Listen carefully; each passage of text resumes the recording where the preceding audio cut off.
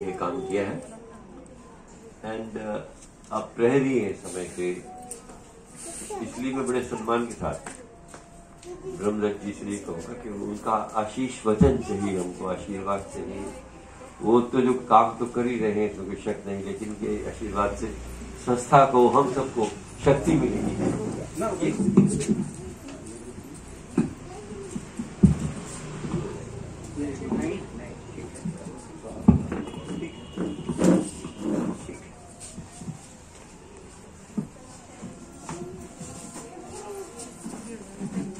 Doctor Hemlata Sharma ji, Chaurasia जी, मेरे प्रिय सारंग जी, शर्मा जी, दीपक शर्मा जी, अन्य उपस्थित बच्चों, भाइयों, बहन,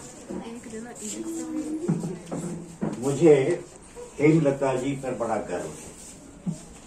महिला होकर के चैलेंजिंग काम लेती हैं और उसको सफल बना करके दिखाती है।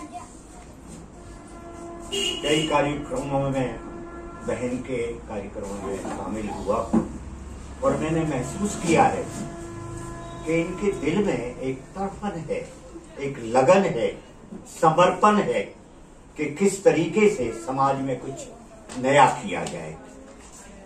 चाहे वो यहाँ के अध्यापकों को सम्मानित करने की बात है, चाहे दूसरे काम है, बहन ने अलग से सोचा है, अलग से कुछ करके दिखाने का इरादा किया है। इसी आधार पर जब मुझे हेमलता जी ने बात की कि मैं इस तरीके की योजना बना रही हूं और मैं चाहती हूं कि देश से अनएम्प्लॉयमेंट, बेरोजगारी समाप्त हो, तो मुझे थोड़ी झिझक हुई उस पर विश्वास करने में। दो बातें थी, एक तरफ हेमलता जी का अपने ऊपर आत्मविश्वास, दूसरी तरफ एक बहुत बड़ी इस राष्ट्र की सबसे बड़ी समस्या बेरोजगारी। इन दोनों में सफलता कितनी प्राप्त होगी, कैसे प्राप्त होगी, तो मैंने कुछ समझने की कोशिश की और उसमें कुछ मुझे दम लगा कि जरूरी नहीं है हमारे किसी कार्यक्रम को, किसी समस्या का हल अमेरिका से निकले या किसी और विदेश से निकले। हमारे अपने लोग भी कोई तरीका बना सकते हैं, कुछ सोच सकते हैं, इसमें दो राय नहीं है। क्या इस देश का आज सबसे बड़ा जो एक परेशानी हमारे सामने है वो बेरोजगारी है। मैं तो गांव का रहने वाला हूं, चौरसिया जी। जब गांव जाता था, सबसे ज्यादा मुझे परेशानी ये होती थी कि कोई भाई, कोई बुजुर्ग आएगा और कहेगा कि बाबूजी इनको कोई नौकरी दिला दीजिए, आपके भतीजे ने ग्रेजुएशन कर लिया है, पोस्ट ग्रेजुएशन कर लिया है। तब क्या जवाब दूंगा? कुछ लोगों को नौकरी दिला पाया, वो समय कुछ और था। आज क्या समय है? पिछले दिनों मुझे अपने ऑफिस के लिए सेक्रेटरी की आवश्यकता थी, ऐसे नहीं मिल रहा था, प्लेसमेंट सर्विसेज से भी प्रॉपर नहीं मिल रहे थे, तो मैंने अखबार में एडवर्टाइजमेंट दे दिया। आप ताज्जुब करेंगे कि मैं तो 8-10 हजार से शुरू करता हूं, मुझे चाहिए था ज्यादा से ज्यादा +2 और कंप्यूटर पर टाइप कर सके। 40 लोग आए, डबल MA तक आए। हाँ, एक खुशी की बात है चौरसिया जी, आप भी उसे नोट करें। एक भी भाई, मैं कोई तमीज नहीं कर रहा हूं, कोई डिस्टिंक्शन नहीं कर रहा हूं, लेकिन एक भी भाई, मेरे पास लिस्ट है आज भी, मेरी फाइल में है, मैंने इसीलिए रखी है कि कभी मैं बता सकता हूं, एक भी भाई पंजाबी बिरादरी से नहीं। हालांकि मैं अब उस शब्द का इस्तेमाल करना पड़ रहा है, करता नहीं हूं क्योंकि अब कोई पंजाबी नहीं है। 70 साल के बाद पंजाबी कहाँ हो गए? एक हरियाणा, एक सभी हरियाणा के लोग हैं हम तो। एक भी नहीं था। उसका कारण क्या था? आपके सब लोग साथी कोई ना कोई रोजगार तलाश कर लेते हैं, नौकरी नहीं तलाश करते, रोजगार तलाश कर लेते हैं। 40 में से एक भी व्यक्ति क्यों नहीं है अखबार तो शायद सबसे ज्यादा हमारे पंजाबी बिरादरी के बच्चों ने पढ़ा होगा, एक भी नहीं है। सब देहात के लोग, उनको कोई रास्ता दिखाने वाला नहीं है, उनको कोई बताने वाला नहीं है। मोदी जी के पीछे पड़े हुए लोग कि आपने 2 करोड़ नौकरियों का वायदा किया था, बताइए कहां से नौकरियां दी आपने? झूठ बोलते हो क्या? उन्होंने रोजगार कहा था। पंजाबी क्यों रोजगार के आधार पर वो बेकार नहीं घूमता है? उसके पास रोजगार है। इसलिए बहन हेमलता जी जब कह रही थी, वो बहुत महत्वपूर्ण बात थी जब उन्होंने ये कहा कि रोजगार और नौकरी में फर्क है। वो तो इरादा रखती हैं कि नौकरी भी मैं दे सकूं, लेकिन अगर रोजगार भी हम दे सके, और बहुत रोजगार है, बहुत रोजगार है, लेकिन नौकरियां नहीं है। और हमारे ज्यादातर लोग, ज्यादातर युवा रोजगार नहीं तलाश करते, नौकरी तलाश करते, और उसे कोई आसानी से दे दे। एक रोजगार जब क्रिएट होता है तो 5-6 नौकरियां भी क्रिएट हो जाती है। बिल्कुल ठीक है। यानी अकेला जब एक व्यक्ति रोजगार तलाश करता है और सफलता की तरफ बढ़ता है, तो वास्तव में सारंग जी ने सही कहा, वो अकेला नौकरी नहीं पाता या अकेला रोजगार नहीं पाता, वो कम से कम 5-10 लोगों को, हो सकता है हजारों लोगों को वो नौकरी दे सकता है।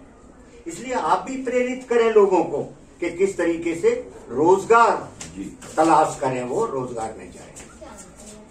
अभी आपने कोरोना का जिक्र किया, काश आज मेरे ऊपर पाबंदी है। मेरी पत्नी बीमार है, रेगुलर डायलिसिस पर है, वो भी मैं 89 साल में शुरू हो जाऊंगा इस महीने के बाद। वो 88 साल की रेगुलर डायलिसिस पर है। कई बीमारियां और भी हैं, उनकी पाबंदी है। मेरी बेटी जो प्रिंसिपल मेडिकल कॉलेज के, उनकी पाबंदी है, दामाद की पाबंदी है, कितने लोगों की पाबंदी है। घर से नहीं निकलने के लिए मुझे आग्रह किया जाता है। पिछली मार्च के बाद ये पहला प्रोग्राम है जिसमें मैं घर से बाहर निकला। धन्यवाद, बहुत बहुत धन्यवाद, बहुत बहुत। पहला प्रोग्राम, मुझ पर पाबंदी है। मेरे ऊपर अपनी पाबंदी नहीं है। सारंग जी सही कह रहे थे। कुछ लोग के बारे में चौरसिया जी आप भी स्टडी करें, क्या हालात थे। अगर मुझे कुछ रोग हो जाता उसके हिसाब से, उस वक्त के कानून के हिसाब से, तो मुझे पकड़ करके शहर से 10 किलोमीटर पर डाल दिया जाता मरने के लिए। खून निकलता, रात निकलती, भूखे मरते, प्यासे मरते, डॉक्टर नहीं जा सकता था, कोई इलाज नहीं था, क्योंकि डॉक्टर भी जानता था अगर मैं कॉन्ट्रैक्ट कर लूंगा तो मैं भी इसी तरह मरूंगा। मुझे जब बताया आपने, इतना बड़ा खतरनाक काम कैसे शुरू कर दिया। मुझे जब पद्मश्री मिला पहले 2011 में, मुझे best individual in the country, best individual का 1 लाख अवार्ड, और ये मिला फॉर लेप्रोसी। 2014 में पद्मश्री मिला, 2015 में राष्ट्रीय क्रांति वीर, ये किसी को नहीं मिला होगा पद्मश्री के साथ, राष्ट्रीय क्रांति वीर। चैलेंज दिया मैंने कि देखा जाएगा, ज्यादा ज्यादा इनकी तरह से मैं भी मर जाऊंगा। बड़ी तमन्ना भी रही, गिरफ्तार तो कई बार हुआ आंदोलन में, लेकिन कुछ रोग नहीं हुआ। इनके साथ मैं मर जाऊं तो कम से कम क्रिश्चियंस में कुछ इस तरह की मिसालें हैं जो उनके साथ फादर डैम्पियन का यही है। गए थे देखने के लिए कुछ लोगों को आयरलैंड से, और वहां उनके बीच में रह गए। मदर टेरेसा ने भी कितना बड़ा काम किया, विदेशी थे, इस देश के लिए कितना बड़ा काम किया।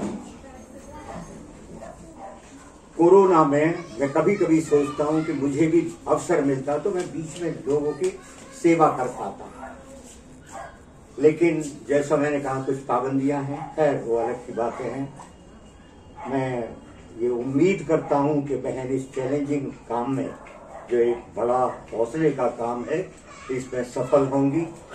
और विस्तार से किसी वक्त फिर मैं बातचीत करूंगा कि किस तरीके से हम लोग और लोग जुड़ सकते हैं, किस तरीके से जो लोग अनएम्प्लॉयड हैं, किस तरीके से उनको लाभ मिल सकता है आपके इस ज्ञान का, आपकी इस वेबसाइट का। आज मैं यही प्रभु से कामना करता हूं कि मेरी बहन सफल हो इसमें, और अगर ये सफल होती है, जिसका मुझे अगर हटा ही देना चाहिए, तो ये इस देश के लिए एक बहुत बड़ा काम हो जाएगा, बहुत बड़ा काम हो जाएगा। और कितने ही लोग आपको दुआएं देंगे, उनके परिवार दुआएं देंगे। मैं ज्यादा समय आपका नहीं लेना चाहता। आपका बहुत आभार, बहुत धन्यवाद कि आपने मुझे इस कार्यक्रम के लिए बुलाया और मैं गौरवान्वित हूँ आपके बीच में आने से। आपका आभार प्रकट करता हूँ, आपका धन्यवाद करता हूँ बहुत बहुत।